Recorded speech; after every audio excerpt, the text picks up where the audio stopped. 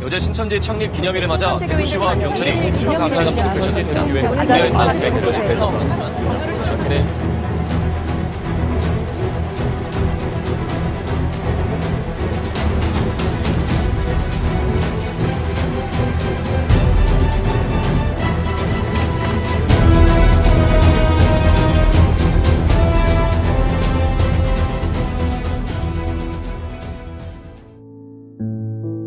저는 종종 이단 상담을 할 때가 있는데요.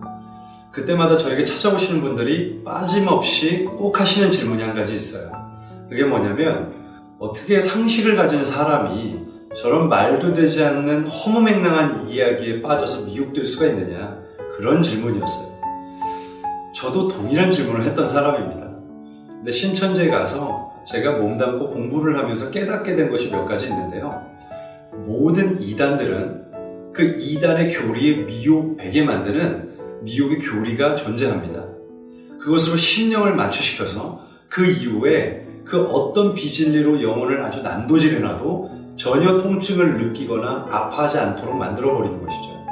그래서 모든 이단들은 미혹시키는 이 마취의 교리가 다 존재합니다. 신천지에게는 이 마취의 교리가 바로 비유풀인데요.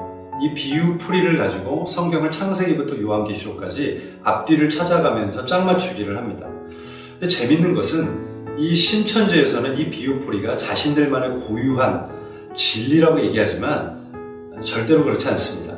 JMS도 그리고 여러분들이 너무 잘 아시는 하나님의 교회에서도 동일하게 비유풀이를 합니다. 제가 실제 신천지에 있었을 때 재림예수교회라고 말하는 이 구인의 증거회에서도 신천지와 똑같은 줄기를 받아 이 비유풀이로 사람들을 미혹시키는 일들을 했습니다. 그래서 거의 80% 내지 90%가 교리가 일치해요. 제가 실제 신천지에 있었을 때 그때 신천지에서 광고를 했었습니다. 구인회 증거회에서 주는 유인물을 절대 받지 말고 그 어떤 전도지도 받지 말아라, 이렇게 이야기를 했던 것이 기억이 납니다. 그리고 결국 교리가 비슷하다는 것이 드러나자 그들이 했던 말은 부인회가 이만희에게 배워 나갔기 때문에 교리가 비슷한 것이다, 이런 식으로 둘러댔던 것도 저희가 기억이 납니다. 아무튼 이 이단들은 서로 공유하고 있는 공통 교리들이 있는데 그 중에 하나가 바로 비유풀이라는 겁니다. 비유풀이가 뭐냐? 너무 단순한데요.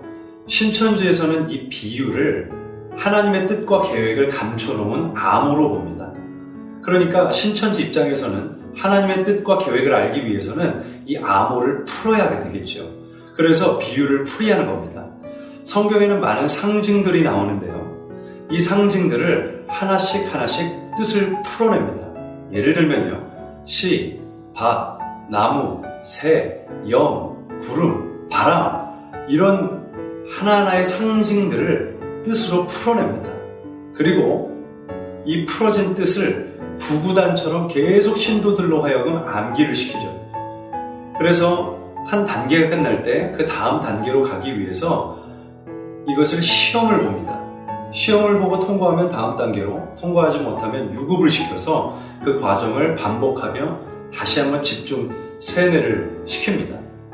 그래서 하나하나 풀이된 이 뜻을 가지고 창세기부터 요한계시록까지 쭉 뚫어내는 것이죠. 그러니까 6개월에서 약 8개월 정도 초등, 중등, 고등 교리를 공부한 신도들의 대부분의 반응은 어떠하냐면요. 창세기부터 요한계시록까지 너무나 일관성 있고 정교하게 통으로 뚫리는 것을 경험하게 됩니다. 이런 식의 성경 공부를 단 한 번도 경험해 본 적이 없는데 신천지에 와서 이 모든 비유와 감추인 뜻이 다 풀어지니 너무 신기한 것이죠. 그런데 신천지에게는 이 비유풀이가 굉장히 중요한 이유가 있습니다. 단순히 이 비유풀이를 통해서 성경이 창세기부터 요한계시록까지 시원하게 뚫리는 경험만 할 뿐만 아니라 이 비유풀이를 통해서 영혼의 거듭남과 구원까지 받을 수 있다고 생각하기 때문에 문제가 되는 것이죠. 마가복음 4장 12절 말씀에 보면 그들이 보기는 보아도 알지 못하며 듣기는 들어도 깨닫지 못하게 하여 돌이켜 죄사함을 얻지 못하게 하려 함이라 라고 예수님이 말씀을 하십니다. 왜 비유로 말씀을 하시는지에 대한 질문에 대한 답인데요. 그들이 돌이켜 죄사함을 얻지 못하게 하려 함이라 라고 예수님 말씀하시는 이 말씀을 가지고 이 비유를 알지 못하면 돌이켜 죄사함을 받을 수 없고 죄사함을 받을 수 없으면 구원을 받을 수 없다라고 말하는 것이 신천지식 논리입니다.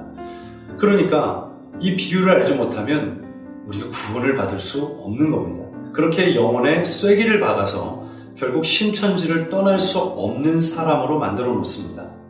자, 이쯤 되면 신천지 교인들은 감탄을 합니다. 도대체 이 교리를 누가 풀었나? 도대체 이것이 사람의 머리에서 나올 수 있는 것인가? 사람이 아무리 지혜를 가지고 연구하고 고민하고 그 수십 년간 성경을 연구했다는 사람들의 설교나 강의를 들어봐도 이렇게 기가 막히고 정교하게 말씀을 가르칠 수 없는데 과연 이 말씀을 누가 풀었는가? 그때 그들은 그렇게 얘기합니다. 요한계시록 10장에 나오는 천사로부터 열린 책의 말씀을 받아먹은 바로 그 주체가 바로 이긴 자 이만희 선생입니다. 이렇게 이야기를 합니다. 그때쯤 되면 이미 사람들은 미혹이 되어 있기 때문에 이긴 자 이만희 총회장을 찬양하기 시작합니다. 그런데 이건 정말 말도 되지 않는 이야기입니다. 예수님께서 분명히 비유를 사용하셔서 말씀하신 건 사실입니다. 양과 염소의 비유라든지 좋은 물고기와 나쁜 물고기의 비유라든지 또 열처녀의 비유라든지 참 많은 비유를 말씀을 하셨습니다. 그런데 예수님께서 하신 이 말씀의 진의를 우리가 정확히 알기 위해서는 단어 하나하나에 집중할 것이 아니라 이 비유가 가리키는 한 가지 포인트에 집중하는 것이 굉장히 중요합니다. 예를 들어서 창세기 40장에 보면 요셉이 보디발의 아내를 범하려 했다라는 누명을 쓰고 감옥에 던져지게 되죠. 그리고 그곳에서 두 사람을 만납니다. 한 사람은 떡 맡은 관원장, 한 사람은 술 맡은 관원장입니다. 그런데 이 두 사람이 꿈을 꾸게 되죠. 그리고 요셉은 그것을 해석해 줍니다. 먼저 술 맡은 관원장이 꿈을 꾸죠. 포도나무 3가지가 돋아나오는데 거기서 꽃이 피고 포도 열매를 맺게 됩니다. 그것을 가져다가 즙을 짜서 왕에게 갖다 주죠. 그때 그 꿈 이야기를 듣고 요셉이 이렇게 해석을 합니다. 3가지는 사흘이라 바로가 당신을 불러 복권시킬 것입니다 라고 해석을 해줍니다. 그 이후에 떡 맡은 관원장도 동일하게 자신의 꿈 얘기를 해주는데 이 떡 맡은 관원장은 머리 위에 3개의 광주리를 이고 갑니다. 그 광주리 안에는 떡이 담겨 있었죠. 그리고 새가 와서 그 새 광주리 안에 담겨있던 떡을 쪼아 먹습니다. 이 꿈 얘기를 듣자마자 요셉은 하나님의 지혜로 이 꿈을 이렇게 풀어냅니다. 새 광주리는 사흘이라 바로가 3일 안에 당신을 불러 죽일 것입니다. 이렇게 해석을 하죠. 여러분, 이때 요셉이 이 두 사람의 꿈에 등장하는 많은 비유와 상징을 어떻게 해석을 하죠? 하나하나 뜻풀이를 했습니까? 아니면 이 비유와 상징이 가리키는 한 가지 포인트를 설명했습니까? 당연히 후자죠. 하나님의 지혜를 받은 요셉은 하나하나 뜻풀이를 하지 않았습니다. 새가 뭔지, 또 떡이 뭔지, 포도가 뭘 의미하는지 전혀 뜻풀이를 하지 않았습니다. 이와는 대조적으로 모든 이단 집단들은 성경에 등장하는 비유와 상징을 하나하나 뜻풀이해서 결국 본인들이 원하는 결론을 믿게 만들어버립니다.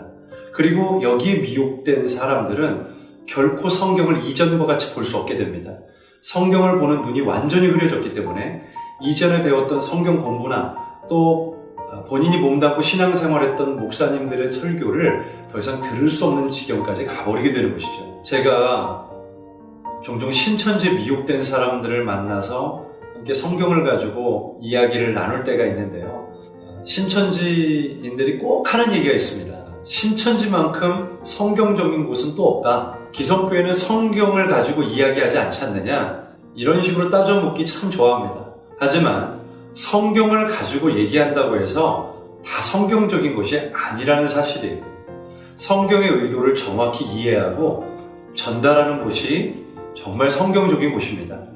그래서 여러분, 창세기부터 요한계시록까지 지금껏 여러분이 한 번도 들어보지 못한 탁월한 말씀을 누가 전한다 할지라도 그것이 성경의 의도와 다르면 절대로 귀 기울이시면 안 됩니다. 성경은 오직 딱 한 가지를 이야기합니다. 예수 그리스도. 예수 그리스도 외에 구원을 주는 다른 일을 이야기한다면 아무리 기가 막히게 성경을 짜 맞추고 그리고 비유를 풀어낸다 할지라도 그것은 거짓 진리에 불과합니다. 우리 사랑하는 성도님들은 꼭 이 바른 진리의 터 위에 여러분의 신앙을 건설하시고 꼭 승리하는 믿음의 사람들 되시기를 주님의 이름으로 축복합니다.